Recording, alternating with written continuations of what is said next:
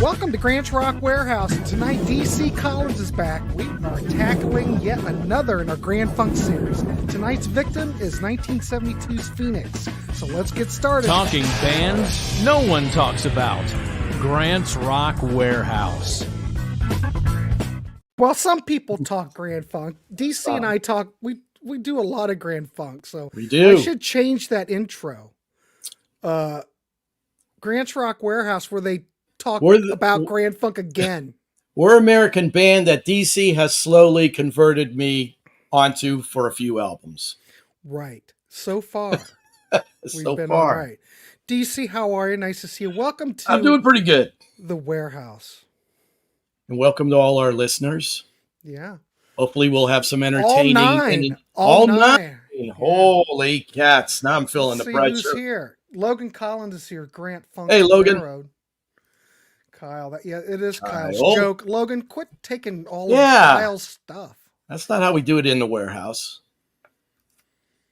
I like that change hates to doesn't like. Oh, that's true. Well, a subtle change. I don't. Logan don't miss a beat. I don't like to be too negative because I don't hate him now. Now he's been slightly converted. Hey, Ernesto. About damn time. How did Ernesto get here on time? Grand Funksters. That's us. Digon Stu. Hey, how's it going, Dagon or Digon? Dan's for more here. Foot stomping galore. Dan, I was talking to young Logan earlier today, and I said, well, there's not really much foot stomping on here, but the opening and ending. There's a bit. There's a bit of foot stomping, but it's good. It's better foot stomping than what I thought happened before, and that's just me. Kyle saying hello to everybody. Steve, what's up? We covered that Red album last month. Mm-hmm. Jason, Jason's here. What is going on? All right. Steven, yeah. All right. Look at this. That's true. Cretin. Look, that's a Cretin. Hey, Cretin. That's right. And then one DC to another. Hats off to you, sir. There you go. I'm not a big foot stomping fan. Whoa, not more than me. Davy, everybody's here. That's the full amount of foot stomping. Oh, yeah. Digon's a transfer from Rachel's show. Awesome. Okay, yeah. We love everybody coming over here from other shows. We do. DC's go over on Rachel's show every now and then. I'm known to appear there every once in a while in the comments. There once in a while. All right, let's get started. So anyway, thanks everybody for coming. This is episode, what episode is this? 7? 7. We've done 7 of these things. So tonight we're talking about 1972's Phoenix album. This is the first album after, they had a big lawsuit with Terry Knight. They fired him. They sued each other. A lot of legal turmoil. It was ugly. The Grand Funk Boys took a year off in between records. Unheard of back in the day because bands were cutting 2 albums a year back in the early and mid 70s. Mm-hmm. Shocking to me as the things are now. But back then you were expected to come up with 2 albums of material and tour with each album. Hey, Nathan. Yeah, but so they took a year off. Went to Nashville, recorded this record. So Terry Knight's not in the producer chair, but I don't know. We talked about this before, DC. A lot of these Grand Funk albums say that Terry Knight produced them, but you hear the band talk about it, and really Terry didn't have much to do with anything like that other than his name's on it. It's not to say that Terry Knight didn't have any kind of chops as a producer, because he'd been a performer with Terry Knight in the Pack. He'd been a part of the actual performance end of the biz. But, I mean, he didn't bring as much to the equation as what Grand Funk found with going to Todd and Frank and those Jimmy Ienner that followed. The boys were looking for some direction, though, and how they chose to record an album in Nashville, Tennessee, Terry definitely was counting the greenbacks and not dispersing them to the boys in the band. No, Not at that's all. a bit of a Those poor- problem. oh my God. I understand back in the day they were on Don Kirshner's rock concert, the full show, Grand Funk Railroad. Right before they were ready to hit the stage, Terry Knight says, "That's my equipment." And that added another whole kerfuffle to the whole misery that those boys were going through getting rid of Terry Knight. He still had his tentacles locked in. Kathy, nice to see you. Hey, nice to Finally making an appearance after, what, 5 months? That's good. What did we do? Well, she's a woman, temperamental. Oh. I know her. It's okay. I can say Okay. She knows it's all she good. is. She It's knows all she good is. then. Anyway, back to business. Yes. First of all, I want to thank everybody for coming tonight. It's always nice to see everybody here. We're trying to keep it loose. Let us know what you think about this record. Exactly. We would love to hear your comments, and we'll incorporate it into the discussion. We got the brightest audience out there on any music channel. Well, of course. I'm convinced of that. Oh yeah, yeah. We're small but mighty. Yeah, I don't know why. I've not been able to ever find any information as to why the band chose Nashville to cut this album. But it does have a country. You couldn't call this a country album by a country mile. But there are flourishes and there are touches of country all throughout this album. Right. And I know with you, Grant, you were kind of lamenting some of the earlier Grand Funk albums in that they were just so in your face. Right. This has got a laid back vibe. This is not as much in your face every song. Ba-dum, ba-dum, ba-dum, ba-dum. And there is a little bit of foot stomping. But the general approach on this album and these songs is more laid back. And there are a lot of country touches to the songs on this album. Yeah. I've got my copy from back in the day, 72. And yes, folks, I am that old. And Grant, show the inside where they're new. Listen, Grant, you're going to be so disheartened because on the inside here, not only is one member of Grand Funk Railroad shirtless. This band cannot keep their clothes on. What is the problem? What is it with you guys? What is it? Will someone explain to me why these guys can't keep their shirts on? What is it? Is it a thing? I don't know. Is it a Michigan thing? Because we talked about Iggy and we talked about Kid Rock and all these Michigan rockers. They can't keep their shirts on. Steve. Yes, Steve. I agree with that. We're going to talk about that. Yeah. Mark Farner's playing the organ on it, and I think Craig's playing everything else. From what I know, he's playing a lot of different things: Fender Rhodes, clavinet, all kinds of stuff. You know, I think they were really feeling around in how to incorporate the keyboards with the guitar, and you could see some of these songs are little precursors to what they did with American Band, incorporating those two instruments at the same time. But in general, I think the keyboards take the front seat on all of these songs. It's not as much guitar driven as it is keyboard driven. And the guitar sounds on here are fairly clean sounding. They are clean. It's not a lot of distortion. And like I say, it's... And Mel's bass, DC, sounds great. It does, and it just follows in with the approach of this album. It is not in your face. You know what it is? I know I bitch about that live album, how Mel's bass sounds like fuzz bass. It's really not fuzz bass. It's because whatever the amplification he was playing, he was pushing the amp so hard that... Oh, my God, yes. For three guys, it was just bombastic coming from the stage. Their on-stage volume, if anybody saw them back in that day, they must have been terribly loud on stage. That's what I'm thinking. I mean, I think I mentioned on a previous show that Rod Stewart used to call them the Great White Noise. And everybody says, like, three guys, just the sound that came off the stage was incredible. Gino Vanelli and Don Brewer were brothers. Damn, I just noticed that. Stop. That is awesome. It's the heat. Ann Arbor, probably the hottest I've ever felt. It was brutal. All right. Okay. Humidity. A lot of humidity. But I think this record. Well, let's talk a little bit about the record.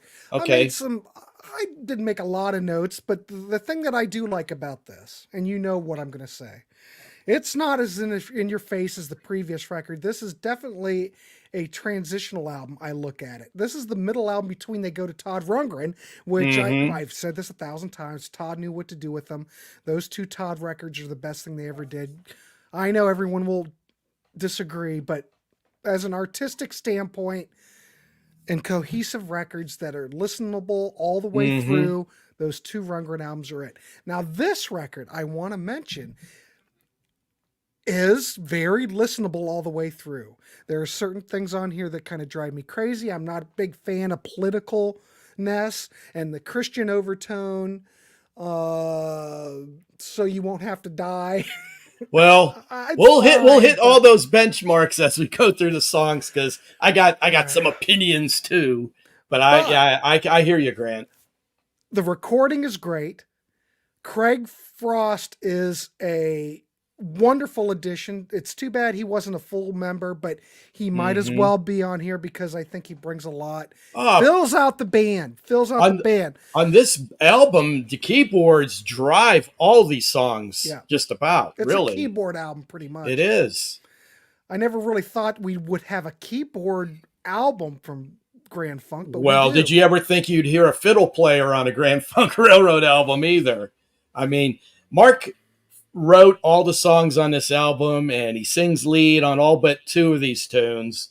And like I said, this is the first appearance of Craig Frost. He's listed as a guest artist, but he's not an official member of the band yet.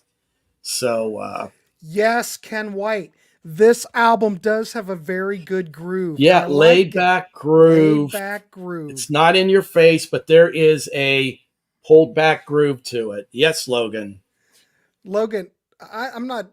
How old is Iggy? Is Iggy 80 yet? Oh God, he's got to be 80 something? close because I he s- was in there in the mid part of the '60s. He started Yeah. making the scene. So I saw a recent picture of him from a show that he did recently, and he should put that shirt back on.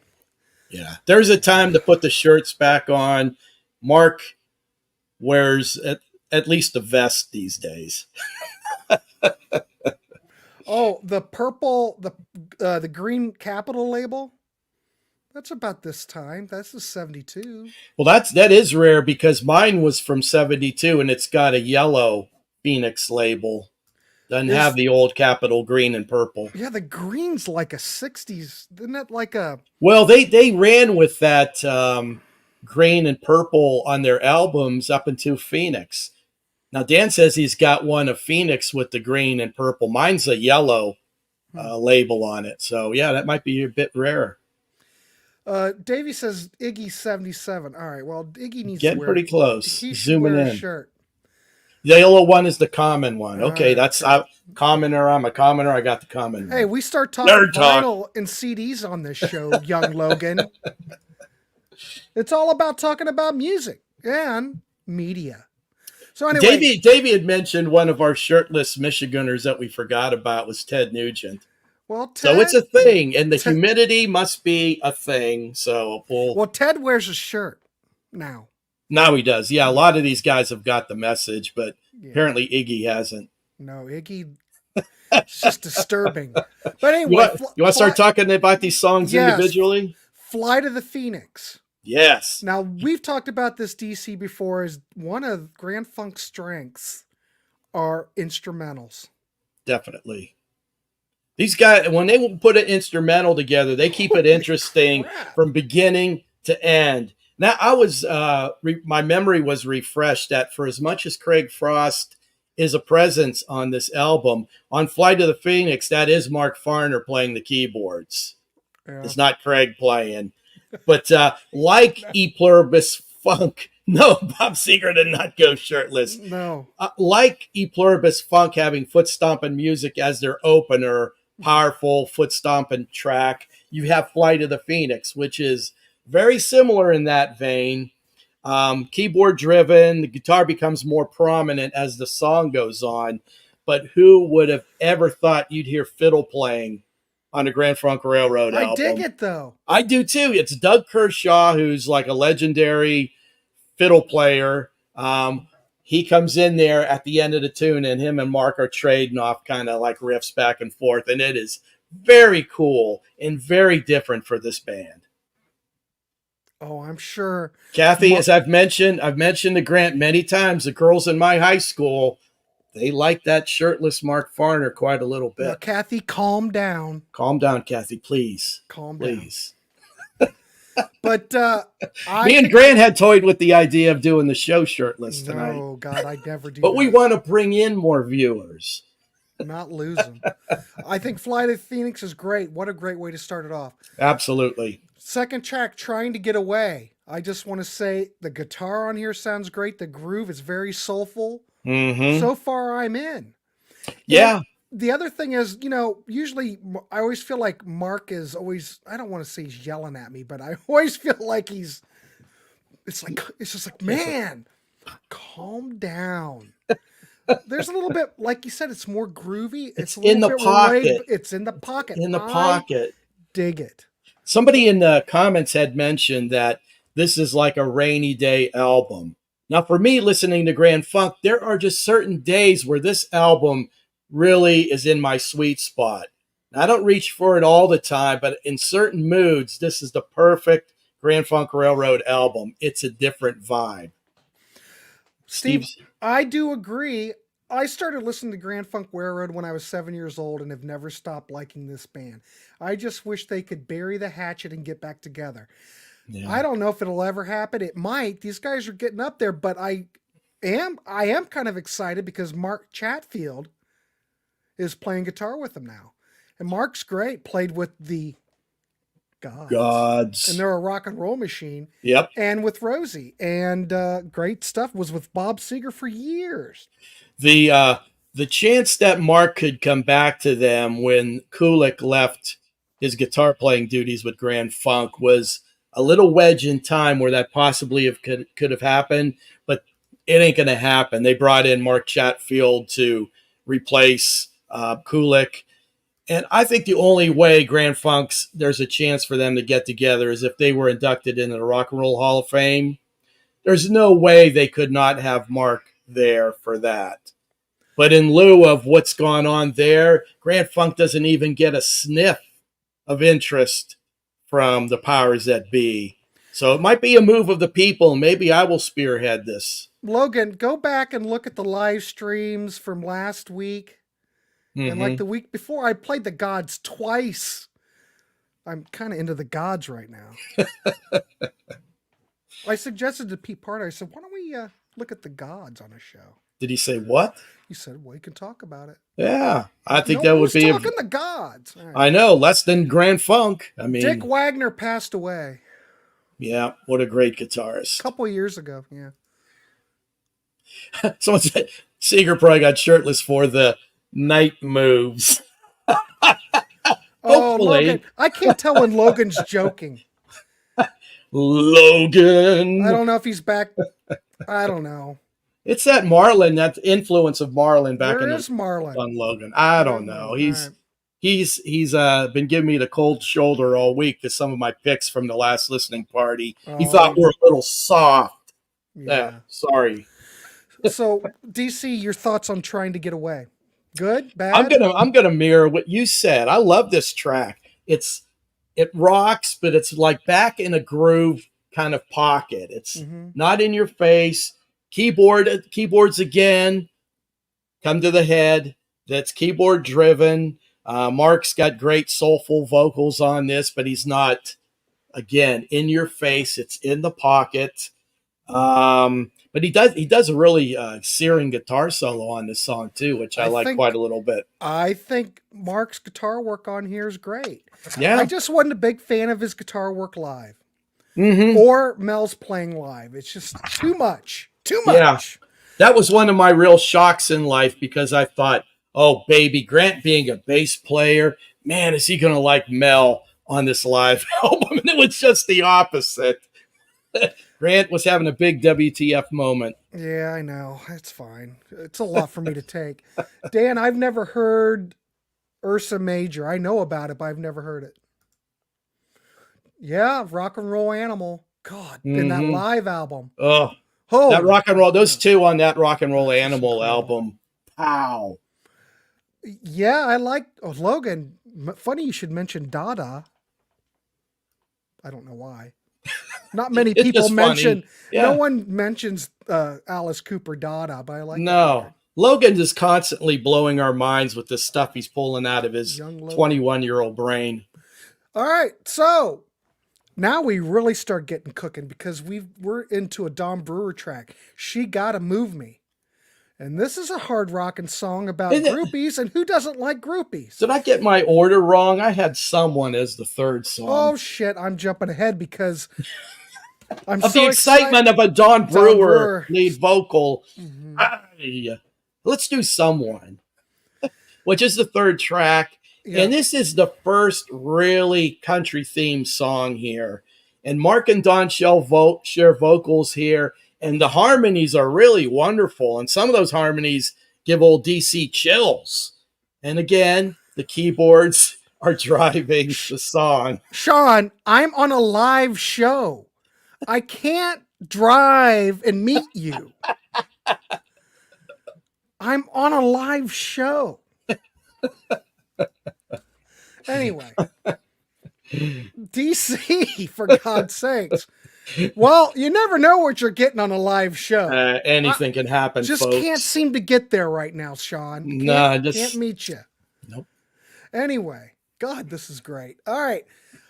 Someone, I think it's a nice, gentle ballad. I kind of hear Todd Rundgren elements on it to some degree. I know Todd's not in the picture yet, but I can make that leap. Yeah, and you could see where Todd heard things and then kind of formulated certain aspects of the band into his vision. But this is the first, like I say, first really country themed song here. It's a ballad, very nice. Don and Mark harmonized beautifully on it, and again, keyboard driven, which is kind of shocking to me for this time period of Grand Funk. Stephen, you worked for Terry and the Pack when you were a teen? Well. Well, Stephen, how do you feel about maybe DC and I doing a Grand Funk episode?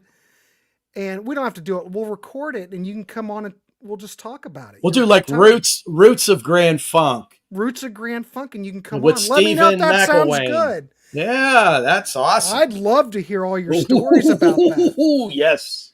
So think about it, Stephen. We could think about it. We can make it happen. Make it happen. I'd love for you to come on and talk about it. We'll just record it. All right. Oh my God, I can't keep up with the chat. Okay. Anyway, so I think it's a decent, nice ballad. All right. Todd elements, it's good. But She Gotta Move Me is Don Brewer.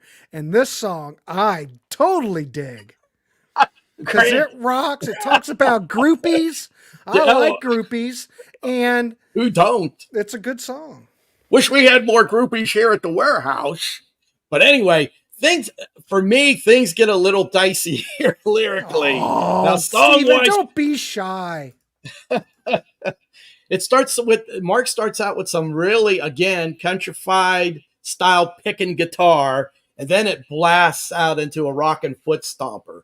And at dawn, he starts singing about feeling kind of down, and he's needing some female company. Suddenly, I see these pair of eyes looking at me. She got to move me. She got soul. No one ever told me she was 14 years old.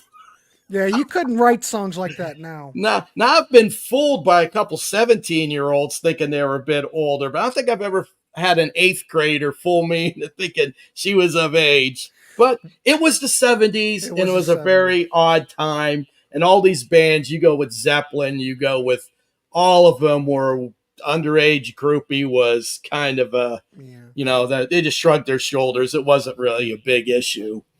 When we do another listening party, I don't know. I'm going to play that. I've got to play that in a listening party. And you folks listen in, and because there's an even worse part of the song for me lyrically. They get to another point, and it's from the 14-year-old's perspective. She's saying, "Get it up, baby. Don't you want me to shake that thing? Get it up, baby. Drive me crazy. I'll do anything." What the? Yeah, but it was Jimmy Page. That era was crazy. And I remember reading an interview with Connie Climax, who was, one of the main characters in Grand Funk's We're an American Band. And she says that when she was a young teen, she couldn't even drive yet. There you go. Her mother would drive her to concert venues in Little Rock, and she would avail herself to the various bands that came through town. So it was a thing back then. Ernesto says he remembers groupies were like 15 years old back then. They were back. You get like the Knackettes that would go see the Knack. Yeah, Rodney Bingenheimer's. They were all in high school. Yeah, Rodney Bingenheimer's club there. There were all the 15-year-olds hanging on Slade and Bolin and Bowie and everybody that came through town. It really is like Paul Stanley lyrics. Oh, right. These are probably better, but but it's a good tune. I was just like, those lyrics don't hold up too well in some aspects for old DC. Yeah, the warehouse secretary looks like she does. That is Logan has to deal with her every day. And it is one of the mothers of one of the guys back in the warehouse, so we won't say too much about that. But yeah, Miss Hathaway. Yeah. Oh, in the documentary Heavy Metal Parking Lot, there's a couple where the guy is 20 and the girl is 13. Oh. What? Yeah, that's not good. No. But we all look. It's really frowned upon these days, but back then in those circles. Daggone Grand Funk's not woke. No. No, not hardly. Nobody checked IDs back then. No, they did not. It was loosey-goosey, babe. Loosey-goosey. I'm an oldster here, and I can tell you, and I never went down that road, but things were very loosey-goosey back in the 70s. So, DC, you like She Gotta Move Me? I like the music. Content. The lyric, I just kind of put it out of my mind and just tap my foot. I just listened to Don Sang, and I'm just in. Well, I know. That's why you jumped in with wanting that as track 3. Yeah. So the end of this record, it ends with Rain Keeps Falling. Mm-hmm. That seems more like a hippie Woodstock anthem to me. It seems like it should fit better in 1969.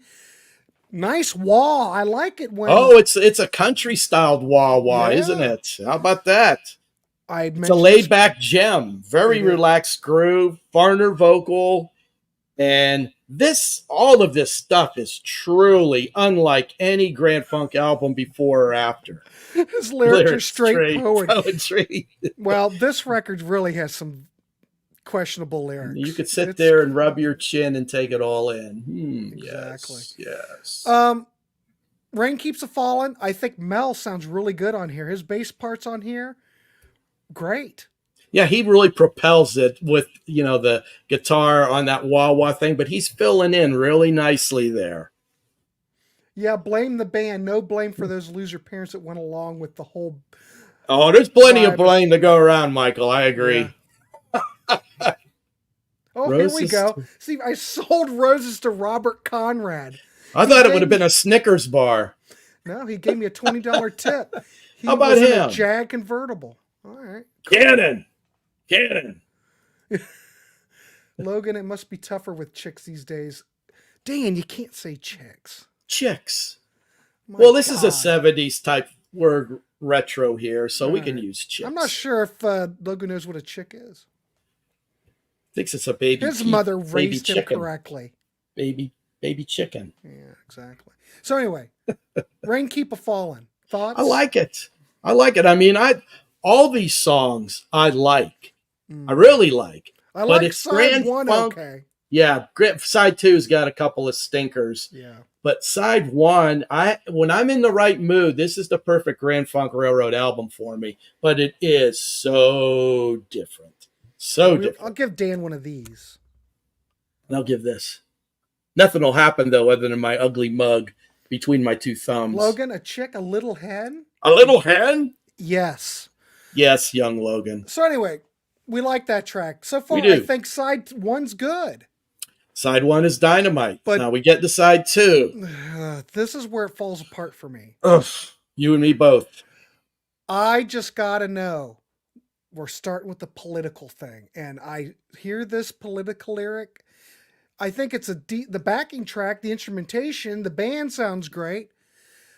but I can do without being harped by. I've said this before. Well, I don't want to be harped on by Mark Farner with political views and all this. And I think the thing is, it really dates the record. it does, because it puts it in a time capsule of what was going on in the era. Now, in some ways, I don't mind it as much. Like he did People, Let's Stop the War. And by then, when that album came up, everybody was fed up with Vietnam. So I filter it through those lenses. But yeah, this does have some political, lyrical content. But this is probably the most hard driving song on the album. Hey, I hate. I want to. For one, I can't. I hate. We're never going to get through this show, and I have a show at 8. But we like this. This is all about talking. Okay, Mrs. I like BM. Okay, I don't know where Byron is because he barely shows up anymore. But Mrs. BM Bolt comes on. Yes, and I have to ask her a question. For one, I love it when she's on here. I can hardly wait to get her back on the channel. I do too. Do they still make chick? Do they still make chick jeans, Mrs. BM Bolt? Back in the 70s, I used to really like those Gloria Vanderbilt jeans for men. No, I didn't. Mood Center. Wow, wow, wow. You guys are crazy. Michael said, I sold roses to Robert Conrad too. He just put them on his shoulder and said, knock them off. I dare you. I double dare you. Anyway, God dang, this is like a train wreck. So much fun now. All right. I just got to know. Hi, Mrs. BM. I call her the Mrs. trophy BM. wife. She's the trophy wife. The chick. Is it chic? Is it chick or chic? Oh, it's chic, actually. I thought it was chick. No, chic. Oh, shit. That's my bad. I lived through that era. I'm an idiot. This song, though, I think points to what would happen with the next album, American Band, in that they really learned how to incorporate the guitar and keyboards together on this song, as opposed to the other songs where it was one instrument or the other really out, was pronounced and the other one was back. Both instruments are kind of equal. Thank you, Steve. I appreciate it. Thank you, sir. Tell your friends. Please, tell your friends, neighbors, people you meet in a grocery store. I wouldn't want to do that to anybody. God, no. It ain't pretty, Kathy. I'm not 25. Mm-mm-mm. We're 23. No, it's better this way. I could pass. It's not socially horrific. I could do it. But I like the DC logo here in my cap. Yeah, I like it because I can wear different things. Yeah, accessorize. We like to accessorize here. But Steve, thank you so much for your kind comments. Logan's 100 says Steve's 100% correct. We rule. I have to agree with you. Anyway. And if you didn't like that one, Grant, how about this next track? Yes. So You Won't Have to Die. Now, Kathy, close your ears because she's a big Christian. Anyway. Oh, I am too. Okay. I'm a man of faith. Okay. But a little vulgar. But for some reason, when Grand Funk's doing this, I just can't. Well, Mark Farner doesn't skirt around things. He just. But these lyrics are cringe. I'm sorry. Some of his other stuff he's done religiously, thematically, are fine. This one here, a lot of the lyrics is just, it falls flat. It's like, It's a faith-based song. I got no problem with that in general. But he sings about God, the environment, and overpopulation. It's kind of preachy with a couple of really cringy lines. But take it from Mark, and I guess Jesus, wear your condoms. Well, when they wrote the Bible, didn't they think that the world was overpopulated then? That's right. Overpopulation is the problem of today. We're still a problem. Yeah, wear your condoms, folks. Listen to Mark Farner. But then I hear someone else talk about it, and there's someone, we have so much open space. Everybody thinks we're running out of space. Oh, take a flight over the Midwest and look out your window and see how much open space there is, folks. There is a second passage on this song with some really cool organ, and I like Farner's vocals on that. it's got some wonky lines though. I give you that. Yeah. So that's a kind of a fail. Did you ever run into Tiny Tim? Maybe. When I was a kid, I was a big fan of Tiny Tim. Loved Tiny Tim when He's got an album out there that's got some religious tunes on it where he just gets vehemently preachy. It's really bizarre. So, You Won't Have to Die, you're not a big fan of that track? No, there are aspects of it. The end, that cool organ and Mark singing, I like that. But overall, that I can't get past how cringy the lyrics are at points. Chick Okay, jeans. so they are chick jeans. Thank you, Kathy. Thank you, Kathy. Us being males, I don't know what they're called. I never wore the pants. I have no idea. I admired them on others, but I never wore them myself. I saw Grant on the Sea of Tranquility program about pro bands, by the way. Prog bands? Prog bands. By the way, is Grand yeah. Funk prog? No, they are not. They are decidedly unprog. I've been busy eating dinner. Well, your wife can yeah, make your wife time for makes us. it. She makes it. Maybe if you didn't go for that third serving. Kyle says Logan is the mascot of this channel. Yeah, he and Kirby. Logan and Kirby. That's right, Steve. I knew what you were talking about. Don't worry. We're used to. We can read between the lines, things. Steve. Yeah, we're good. Kyle, I just work here. It's true. Yes, the band Chic was pronounced chic. Yes, all right. So I don't care for that track. So that's a skipper. Blah blah. Yeah, that's a skipper. The next one we have is Freedom is for children. Hey, I dig Craig Frost Fender Rhodes on here. It sounds awesome. Like you said, this is a keyboard record. Oh my God, yeah. It's shocking to me, being a fan of Grand Funk from the beginning, that we get to Phoenix and all these changes hitting young D right between the eyes. And one of them was the reliance on the keyboards front and center, and the guitar goes to the rear. So this was a real shocker to me in some ways. The thing is, Annie T, yet another Grand Funk Railroad show. Hello, Annie T. Hello, Annie T. Nice to see you. I chat more, but I'm afraid of you all. But I'm warming up. Oh no! Oh, come on, Dagan. Don't be afraid of us. Everybody that comes on this show and gets in the chat, everybody who follows the railroad, everybody's top notch. It's and like Dagan, if that's how it's a community here. Yeah. Dagan, if that's how it's pronounced, Dagan, you ain't heard nothing, because Marlon's not here tonight. If you hear what Larga, how he lays into us, anything that you would say it's all good. You should be more afraid of Logan, than us. Yeah. Oh, look at now, Logan's getting the love. Yeah, well, he loves it. That's why he keeps coming here. Anytime he becomes a mascot. Oh, yeah, you're from Rachel's channel. You can handle it. Yeah. Oh, God, yeah, what goes on there. This is like chit-chat at the market. Yeah. James West had more energy than the Energizer Bunny. Annie T, hello, Ernesto. Everybody saying hello. It's so sad. I told you. It's a community here. Jason, everybody. All right. So I don't care for this. So far, side 2's kind of crappy. Well, I could get behind the message of this song, but it's not very strong. It's not very strong. Nah. Gotta Find Me a Day. You know what? I didn't write anything about this track. Well, you want me to take over? Yeah, go ahead. Again, here we go with keys leading the way. And Grant, this is a Don Brewer vocal. I didn't even write anything about it.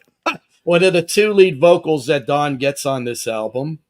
It's laid back, it's funky, and it's got a little country tinge to it.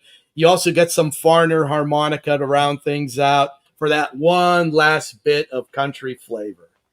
So honestly, you go through this whole album, and out of the 10 tracks, 8, I would say, you're picking up a pretty decent country vibe somewhere in there. I agree 100%. Yep.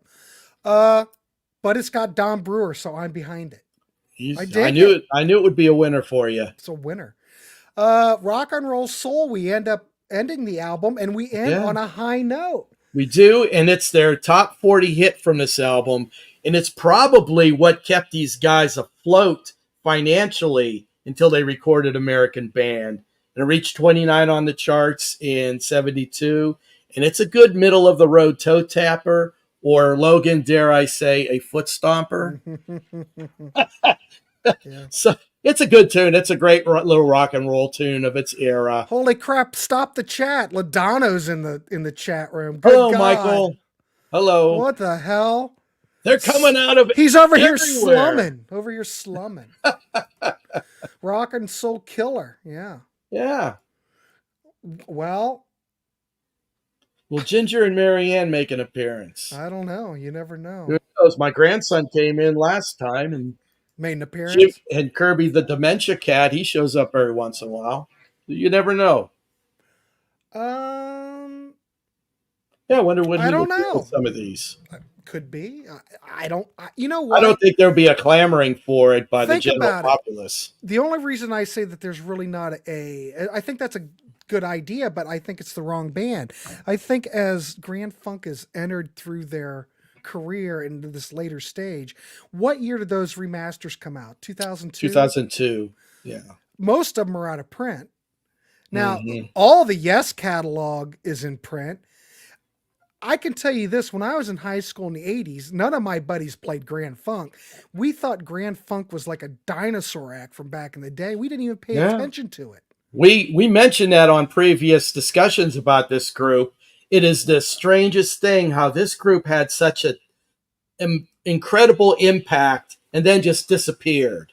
Got to 1979 and gone, and no one talks about them. Canadian Studmuffins here. Larry, thanks for coming on.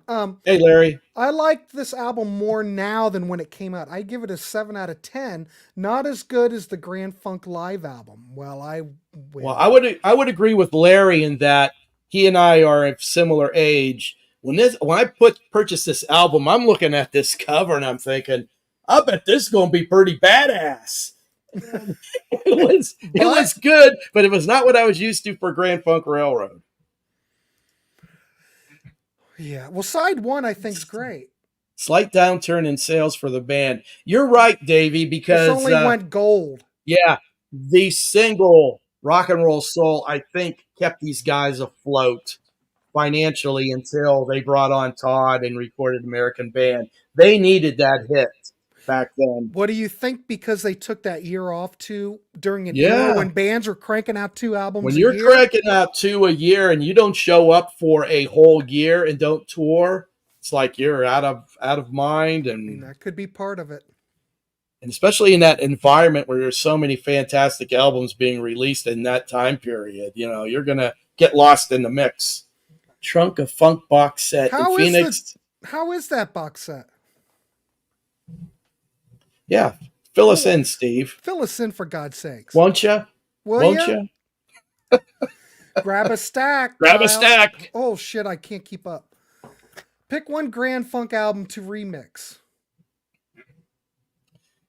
I can't figure that out. I can't. And the Giants. I would like to see I would like someone to get their hands on either Closer to Home or Survival.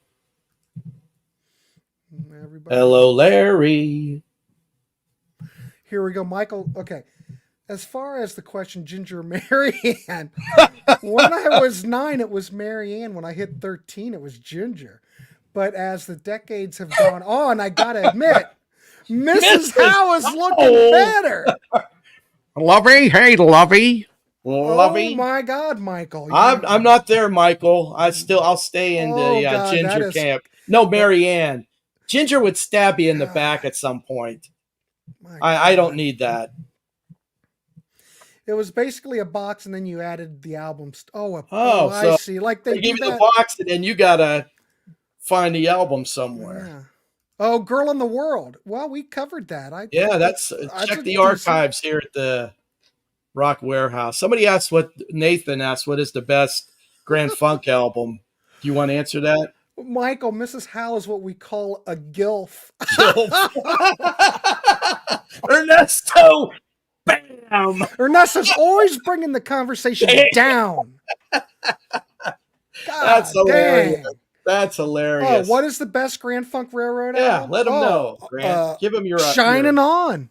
Hands down. I Shining will, On. I will, I will offer three, Nathan. Early period Grand Funk, I would go with E Pluribus. That first live album for me is the pinnacle of live albums. So I'm there with that. In their later period, I might give either Shining On or American Band. They're like neck and neck with me. It depends on the day. So I gave you four. This is my philosophy on that, Nathan, so far, and I haven't heard them all yet. That's what this show's about. They had their entire career, and Shining On was the 9th album, I think. And not many bands, for one, in that period of the 70s had a longevity like that. Agreed. They still had 2 more albums on the Capitol contract. Not many bands got that opportunity. And look how great the album Shining On is that far into their career. Most bands peter out by their 9th album. Not many bands can sustain it. They're just fulfilling contracts at that point, not doing their best album. Grand Funk is one of those bands that I think improved over time. Ecstasy's another. You could say the Beatles did, but the Beatles were always great. Yeah. The Beach Boys went plateaued and but Grand Funk improved. Now, we're looking at later records and they eventually petered out, but they had a great run. I think that Capitol era, they were still ramping up. Yeah. All the Girls in the World Beware, I think's a good. I think that's a good record. If you like Grand Funk, like maybe more of a pop direction, pure pop, that's the album to go to. Don Wells for the Win. I'm with you on there. Survival is Larry's favorite. We haven't talked about that. I think Survival is the closest to this album in their full catalog. You know what we should do? We should see if Larry wants to come on the next show. I've mentioned that. We ought to have Larry here because he lived it like I did, and I'd love to hear what he thinks about this album. Larry, would you want to, if we can, we could do a 3-panel. We can look at Survival, trio. Do a live show. Let us do a trio just like Grand Funk's a trio. Yeah, when we do Survival. Marianne would bake. Roll that one back, Grant. Marianne would. The one about Marianne would bake cookies and tolerate Mark Dunn and Mel's intimate relations. Ginger would have none of that. If she caught wind of Dawn and these escapades, boom, that's over. All right, Larry's down. We could do. All right. There you go. There's our album next month. We'll do Survival. Great. We'll get Larry lined up. Cool. Red Album is the best, no discussion. Logan, there are lots of people that absolutely love the Red Album, and it is very good. I pick On Time. We haven't looked at On Time. Yeah, you know what, Dan? I never listen to On Time because just about all those songs are on that first live album, and those versions are far superior than the ones on Time. Never listen to them. You know, we haven't looked at that yet because the original concept for this show was just to look at the Todd Rundgren records. To try and tune we didn't look at We're American Band. No, we covered it already. Yeah. See, the idea was for me to try and get Grant to appreciate some aspect of this band. So the perfect nexus was Todd Rundgren because we both love him. Let's see what Grant thinks with Todd producing this band that he hates. TNUC. We got to get one of the greatest drum solos ever on rock record. Here's a good one, Steve. Young DC went to Hills and bought himself that first Grand Funk live album. Hills Department Store. Yeah. My dad was a guitarist and a singer, and he was in the rock music. He kind of dropped off when the hard rock thing kicked in, but he picked up that live album, and he got to that song, TNUC, and he goes, hey, what's this TNUC song all about? He's testing me. And young DC, I had no idea what TNUC was. I go, I don't know. I guess it satisfied my dad. He was trying to see where my head was at. Yeah. TNUC. American Band was the last album by them I liked. I've always loved earlier Grand Funk Railroad, especially when all three of them would go all percussive. Yum. And man, they were locked in, weren't they, Michael? Those three, the synergy. Boom. Let's keep your shirts on. Yeah, no doubt. Yeah, Logan, that's me, you, and supposed to Larry. be Me and you and Larry for survival will dressed as cavemen, shirtless. on time is about 25 minutes per side. Well, they Is were it? pushing the vinyl there, Gee weren't they? whiz. Pushing the vinyl. Oh, here. Why? Question for DC. Why no new Grand Funk Railroad album since 1983? Talk about resting on your laurels. Yeah, the boys there's two factions there, Davy, and I don't ever see them coming together. You had Mark solo, and then you had Flint with the other three, and I just don't think they could ever come to some agreement where they'll work together, which is a damn shame. Ginger Baker's drum solo was actually DAOT. On the American Band album, Railroad was my favorite song. Classic stuff. Oh. In that, and I think Todd added a lot to that song with the spikes being driven, working into the percussive aspect of it. Mm-hmm. Yeah. Well, Michael, I'm just saying, I'm sure you've heard Shining On, but man, that record is just... That tune Shining On blows my mind. When I got that album, put that on the needle on that first track, Young D's mind was blown. This is better than anything on American Band. Now, overall, I think the songs may be a little stronger on American Band, but nothing outdoes Shining On as a tune. Look at that, DC. Roadmaster, folks. There you go, baby. Ken White, TNUC, spelled backwards. Ah, yeah. Yeah, imagine young DC when he reached that age where he figured out, wait a minute, what's this TNUC back? Oh, that's why my dad was questioning me. Oh, nice, Dan. You ordered that Firehouse CD.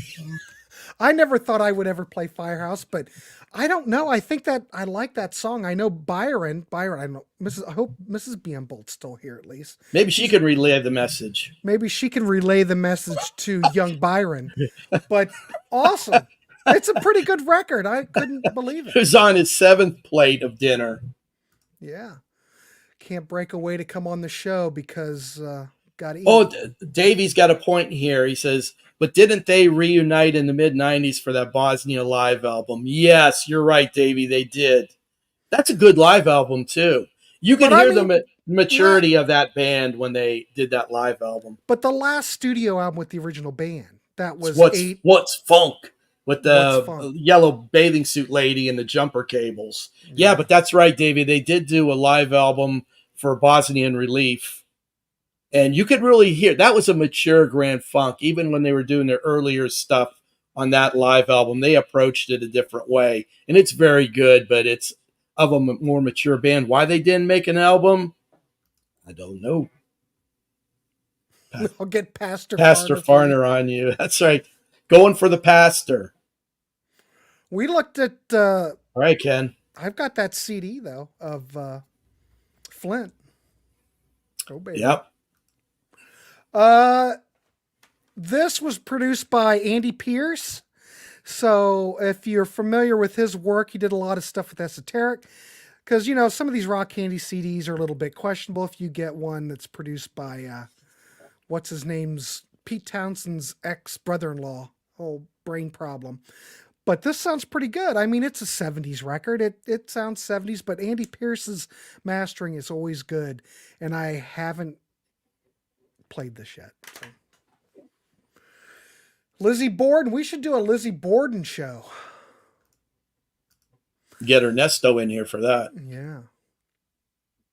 I caught up 3 for the reunion in 98. Too bad they couldn't have made a studio out. Yeah, true. The Wizard. I got them again later in their career when Mel wasn't with them. They had Dennis Ballinger playing bass.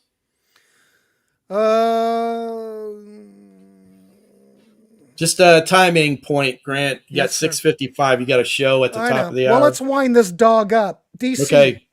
Well, yes, sir. How would you rank this? Well, no, not rank it. I can't rank it, but what would you rate this? I hope you're keeping track of all these. I am. Okay, what would you rate this? I would give this an 8, but it's an 8 predicated on when I feel like listening to it because, you know, it hits the spot when I want to hear this version of Grand Funk. And aside from 2 songs, I like everything on this album. It's just not typical to anything else that they recorded. So I give it an 8. All right. Grant, if you do Todd, you definitely have to include Utopia. I did a show on Todd Rundgren Productions. Yeah. We did a Utopia show, and that had Todd Evans on it. Did you ever do all Todd's solo stuff? I'd love to do that if you want to do that. In fact, folks, I saw Todd Tuesday night. It's a great show. Todd was in fantastic form, played for 2 hours without a break. Did we do solo? We did solo Todd. We did our top 10. Okay. Our top 10 Rundgren albums. It's all That's down there a somewhere. that's a humongous catalog, folks, Yeah. as you know. Yeah, that's why we only did top 10. Yeah, you got to do just 10. All right, so you give this an 8? I give it an 8. Oh, yeah. I can't go 8. Side 2. I understand. Part of side 2 drained the life out of me. Though I like where they're going. Don't get me. I like this better. I would give this. Now I'm giving a We're American Band and Shining on 10s. Mm-hmm. I would throw a couple more Grand Funk 10s in my list. That's why I could put this at 8. This is the lowest of the ones we've done so far. No, it was on. Did we do it on SOT? No, I think it was on my channel. I can't remember. Jason, all this stuff is running together now. Contrarians. When you're on all these different shows, I can't keep track of what I did when. I guess that's a good thing. I don't know. Yeah, you're a busy man, Grant. I'd give it a 7.5 because the others are so good. Yeah, when you put it in relation, this is a stepping stone to what's coming. I would be very comfortable with a 7.5 too. I'm throwing an 8 out there because I'll go. I got to be the Grand Funk lover here. So it's getting there. It's getting there. So I think I could give it a 7.5 and be comfortable with that. Bing, bing, bing, bing, bing, bing, bing, bing. Now, what did I get? My other ratings. Is 7.5 pretty good for this, the way I've rated the other ones? Yeah, I think live album was in that range, and I'm trying to think what else. Live album was a 5. Yeah. -7. -2. Dave Clark gave it a 8.5. Dick Clark, because you could dance to it. Yeah, it's on Thursday. Yeah, I think they moved it. They used to do it on Wednesday. Now they do it tonight. Well, I'm leaving because we're going to go cover Rick Springfield. We're going to record the Rick Springfield show. How about that, folks? Boom, boom, boom. All right. I can't remember anything. Give those lyrics another read, Grant. It'll jump to 8 in no time. Logan. I don't think it's going to work. Trying to get away in somebody, and that's about it. You don't Flight of the Phoenix stand. Okay, that's okay. All right, everybody. Folks, I want to thank everybody for joining in. I love it that everybody's kept it interactive. Next month, we are going to do Survival. So stay tuned for that. Larry Graves, Canadian Studmuffin, will be here. It's his favorite album, so maybe he can defend it. Yeah. Now, I want to go on record. I do have Survival because I've been preparing for these. I have not played it because I'm just going through them as we do them. So closest to this one, Grant, in their catalog, but not exactly. All right. Thanks, everybody, for coming. Thanks, everybody. Great comments. Really a lot of fun, folks. Oh, God. What a fun show. DC, thank you, my brother. It's always fun to talk music. You are a master. All right, everybody. We'll see you. Good night. Good night, folks.